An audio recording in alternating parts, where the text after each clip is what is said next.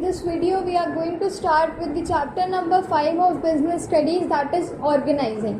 Organising हमारा जो functions of management है उसमें प्लानिंग के बाद यानी हमारा सेकेंड फंक्शन ऑफ मैनेजमेंट है. अब हम पढ़ेंगे what is the meaning of organising. Organising refer करता है to establishing the authority responsibility relationship and arranging all the resources that is human as well as physical resources. इसका मतलब ये है कि हम सबसे पहले ऑर्गेनाइजिंग में अथॉरिटी रिस्पॉन्सिबिलिटी रिलेशनशिप को इस्टेब्लिश करते हैं, यानी सुपीरियर और सबॉर्डिनेट की रिलेशनशिप को ऑर्गेनाइज करके रखते हैं एक ऑर्गेनाइजेशन के अंदर, और हम इसमें अरेंज करते हैं और सारे रिसोर्सेज को, ताकि जो हमारा काम है वो एक सिस्टमैटिक मैनर में एक ऑर्गेनाइज्ड तरीके से हो सके. So organising refers to establishing authority responsibility relationship and arranging all the physical as well as human resources. अब हम पढ़ेंगे ऑर्गेनाइजिंग प्रोसेस. ऑर्गेनाइजिंग प्रोसेस में हमारे 4 स्टेप आते हैं. इसमें सबसे पहला स्टेप है हमारा identification and division of work. इसमें हम सबसे पहले जो भी हमारा टास्क होता है या काम होता है उसको डिवाइड करते हैं, या we divide the work into smaller units. और उसके बाद जिन जॉब्स को हमने डिवाइड किया इनटू स्मॉलर यूनिट्स वो हर बंदे को उनकी स्किल और कैपेबिलिटीज के हिसाब से मिल जाती है, सो दैट सिस्टमैटिक वर्किंग हो सके एक ऑर्गेनाइजेशन के अंदर. दूसरा आता है हमारा grouping the jobs and departmentalisation. अब जो हमने वर्क को डिवाइड करा है हम उसमें अलग अलग डिपार्टमेंट्स बनाते हैं. डिपार्टमेंट या तो फंक्शनल डिपार्टमेंटलाइजेशन हो सकता है या फिर डिविजनल डिपार्टमेंटलाइजेशन होता है. अगर हमने departments on the basis of function बनाए, यानी अगर हमने किसी काम के फंक्शन के बेस पर डिवाइड करे हैं अपने वर्क को, तो वो फंक्शनल डिपार्टमेंटलाइजेशन हो गया. और अगर किसी कंपनी में more than 1 line of product होता है तो हम उसमें उसके प्रोडक्ट के हिसाब से डिपार्टमेंट्स डिवाइड करते हैं, तो वो डिविजनल डिपार्टमेंटलाइजेशन हो गया. फिर आता है हमारा असाइनमेंट ऑफ ड्यूटीज. अब हमने डिपार्टमेंट्स डिवाइड कर लिए हैं तो अब हम सबको ड्यूटी यानी सबको काम असाइन करते हैं as per their skills and qualifications. उसके बाद लास्ट आता है एस्टैब्लिशिंग रिपोर्टिंग रिलेशनशिप. इस पॉइंट का ये मतलब होता है कि हम सुपीरियर और सबऑर्डिनेट की रिलेशनशिप को मेंटेन करते हैं, जिससे कि हर बंदे को पता हो कि कौन उनसे बड़ा है और कौन उनके अंडर आता है, और उन्हें अपना काम करके किसको अकाउंटेबल होना है, क्या अथॉरिटी है उनकी और क्या रिस्पॉन्सिबिलिटीज हैं. अब आते हैं हमारे इम्पोर्टेंस या फिर सिग्निफिकेंस ऑफ ऑर्गेनाइजिंग. इसमें सबसे पहला पॉइंट आता है हमारा बेनिफिट्स इन स्पेशलाइजेशन. हमें पता है कि ऑर्गेनाइजिंग में हमने अपने काम को स्मॉलर यूनिट्स में डिवाइड किया था और एम्प्लॉयज़ को दिया था as per their skills and abilities. तो अब वो सारे एम्प्लॉयज़ उस काम को दोबारा परफॉर्म करते हैं, बार बार उन्हें सेम जॉब करनी पड़ती है, जिससे उनके काम में स्पेशलाइजेशन आ जाता है. दूसरा आता है हमारा रोल क्लैरिटी. इसके अंदर हम ऑर्गेनाइजिंग में एक डॉक्यूमेंट बनाते हैं जिसको हम कहते हैं जॉब डिस्क्रिप्शन, जिसमें सब लिखा होता है कौन से बंदे को क्या काम करना है और कौन सी जॉब को कैसे परफॉर्म करा जाना है, जिससे एक रोल की उनकी जॉब की एम्प्लॉयज़ की तरफ एक क्लैरिटी आती है. फिर आता है क्लैरिटी इन वर्किंग रिलेशनशिप. अब हम ऑर्गेनाइजिंग में सबको पता है कि उनकी कितनी अथॉरिटी है, कितनी रिस्पॉन्सिबिलिटी है, वो किसको जाके अकाउंटेबल है, उनका सुपीरियर कौन है, उनका इमीडिएट सबऑर्डिनेट कौन है, जिसकी वजह से एक ऑर्गेनाइजेशन में क्लैरिटी आती है उनके वर्किंग रिलेशनशिप यानी उनके वर्किंग इन्वायरमेंट में. फिर आता है हमारा ऑप्टिमम यूटिलाइजेशन ऑफ रिसोर्सेज. इसमें हमने थोड़ी थोड़ी जॉब को डिवाइड कर कर हर एक इंडिविजुअल बंदे को दिया, जिससे हमारा डुप्लीकेशन ऑफ वर्क नहीं होगा और हमारा सिस्टमैटिक वर्किंग होगी. हमारे काम में कोई भी प्रॉब्लम नहीं आएगी, क्योंकि कोई भी ऐसा काम नहीं होगा जो 2-3 बंदे कर रहे हो. सब बंदों को उनकी हिसाब से काम दिया गया है, जिसकी वजह से हमारे रिसोर्सेज जो है वो ऑप्टिमली यूटिलाइज होंगे एक ऑर्गेनाइजेशन के अंदर. उसके बाद आता है हमारा कोऑर्डिनेशन एंड इफेक्टिव एडमिनिस्ट्रेशन. अब इसमें हमने सिमिलर रिलेटेड जॉब्स को या उनके फंक्शन के बेसिस पर सारे ग्रुप्स के अलग अलग डिपार्टमेंट्स बना रखे हैं, तो कोई हमें प्रॉब्लम नहीं होगी किसी भी काम को करने में, जिसकी वजह से एक ऑर्गेनाइजेशन के अंदर अच्छे रिलेशनशिप्स मेंटेन होंगे और हर डिपार्टमेंट के बीच में एक कोऑर्डिनेशन आएगा, जिसकी वजह से हमारा गोल जो है वो अच्छे से पूरा हो सके. फिर आता है हमारा adaptation to change. Adaptation to change का मतलब होता है डायनेमिक, अपने आप को चेंज करना with the changing business environment. तो अब अगर हमारे इन्वायरमेंट में कोई भी चेंज आ रहा है तो ऑर्गेनाइजिंग फंक्शन हमें ये मेक श्योर करता है ये जो भी सारे चेंजेस हैं वो हर डिपार्टमेंट में अच्छे से उन चेंजेस के साथ कोप अप करा जाए, उन चेंजेस को फेस करा जाए, जिससे सारे डिपार्टमेंट्स एक ग्रुप की तरह काम करें, अपनी सिचुएशंस को, अपने काम के तरीके को एनवायरनमेंट के हिसाब से मॉडिफाई करें और गोल को अचीव करें। उसके बाद आता है हमारा एक्सपेंशन एंड ग्रोथ।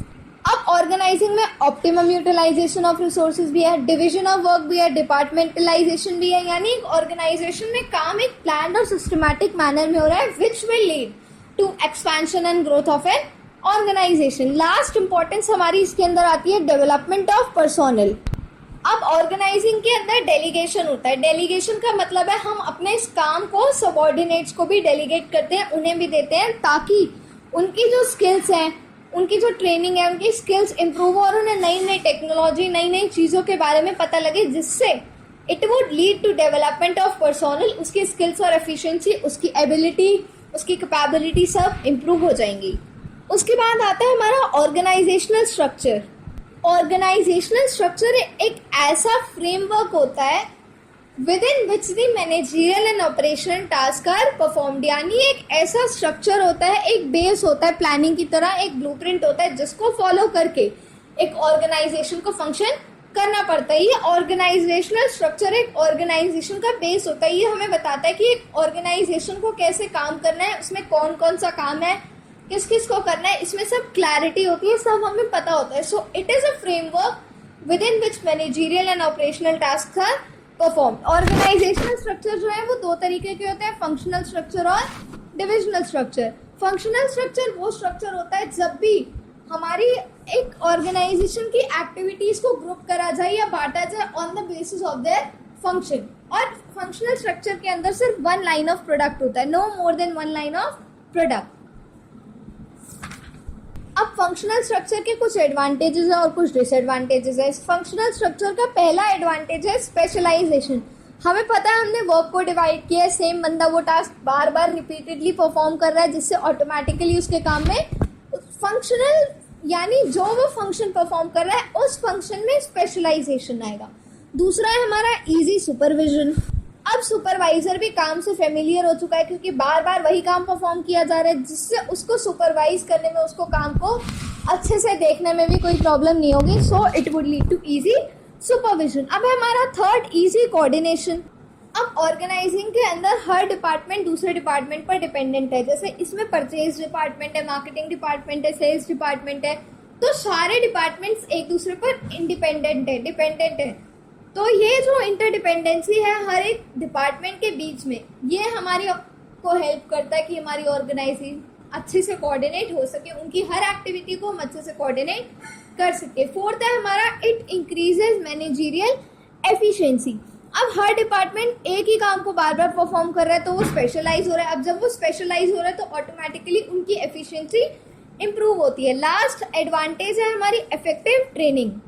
अब इसमें मेक श्योर है कि वो बहुत कम काम परफॉर्म करता है, वो बहुत लिमिटेड स्किल्स डेवलप होती हैं उनकी, बट जब उनकी लिमिटेड स्किल्स ही बार बार डेवलप करी जाती हैं तो उनके लिए ट्रेनिंग देना बहुत इजी हो जाता है, क्योंकि वो उस काम से ऑलरेडी फेमिलियर हो चुके होते हैं। So it leads to effective training. अब आते हैं हमारे डिसएडवांटेजेस ऑफ फंक्शनल स्ट्रक्चर। अब इसमें पहला है डिफिकल्टी इन अचीविंग ऑर्गेनाइजेशन गोल। अब हमें पता है ये एक ही काम में फेमिलियर है, तो इसी एक काम में फेमिलियर होने के चक्कर में ये पूरी ऑर्गेनाइजेशन को इग्नोर कर देते हैं, जिससे गोल अच्छे से अचीव नहीं हो पाता। दूसरा है डिक्रीज इन कोऑर्डिनेशन। अब जब हर डिपार्टमेंट अपनी अपनी चलाने लगेंगे तो एक ऑर्गेनाइजेशन में अच्छे से कोऑर्डिनेशन नहीं हो पाएगा, और अच्छे से कोऑर्डिनेशन नहीं हो पाएगा तो डिसीजंस लेने में डिले होगा और गोल अचीव नहीं हो पाएगा। थर्ड है हमारा departmental head attitude.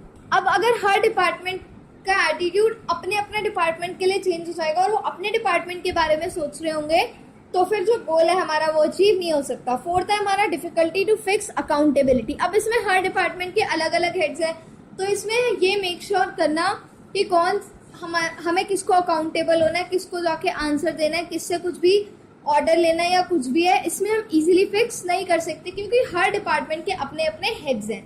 Last disadvantage है इसकी इनफ्लेक्सिबिलिटी। हर एक एम्प्लॉय को सिर्फ उनके डिपार्टमेंट, उनके फंक्शन के बेसिस पे जो डिपार्टमेंट डिवाइड करा गया है, सिर्फ उसी की ट्रेनिंग या स्किल डेवलप करी जाती है, और अगर उन्हें बाय चांस कभी किसी और डिपार्टमेंट का काम करना पड़ जाए तो वो नहीं कर सकते। This would lead to inflexibility of employees. अब आता है हमारा दूसरा टाइप ऑफ ऑर्गेनाइजेशनल स्ट्रक्चर जो है डिविजनल स्ट्रक्चर। डिविजनल स्ट्रक्चर में अलग अलग डिपार्टमेंट्स डिवाइड करे जाते हैं on the basis of product line. Divisional structure के अंदर मोर than one line of product होता है। जैसे कंपनी है वो शैम्पू भी बनाती है, कंडीशनर भी बनाती है, तो एक डिपार्टमेंट जो डिवाइड होगा वो शैम्पू के लिए होगा और दूसरा डिपार्टमेंट जो हमारा डिवाइड होगा वो कंडीशनर के लिए होगा।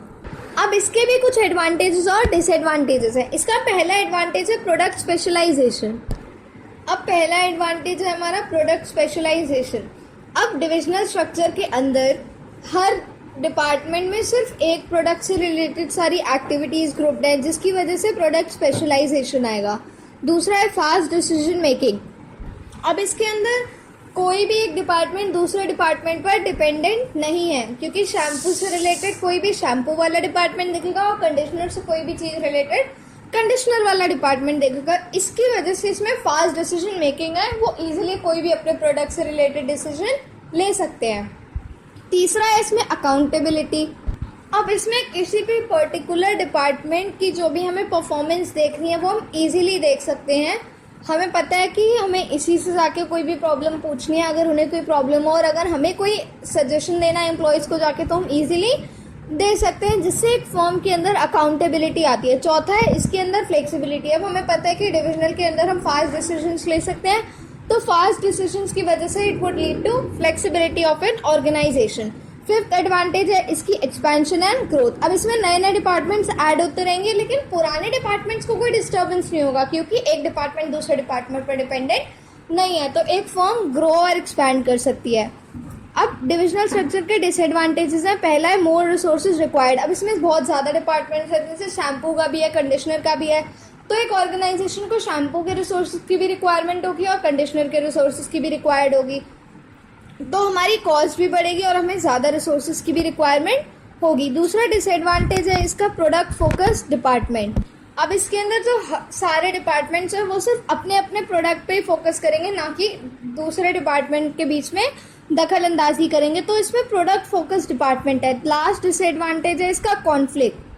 सारे अलग अलग डिपार्टमेंट अपने बारे में सोचेंगे कि हम उसी डिपार्टमेंट से आगे निकल के दिखाएं, हम दूसरे डिपार्टमेंट से आगे निकल के दिखाएं, जिसकी वजह से दोनों डिपार्टमेंट्स में कॉन्फ्लिक्ट हो जाएगा, उनके बीच में लड़ाई हो जाएगी। So that's up for this video. If you found it useful, don't forget to like, share and subscribe. This is Twinkle Middha signing out.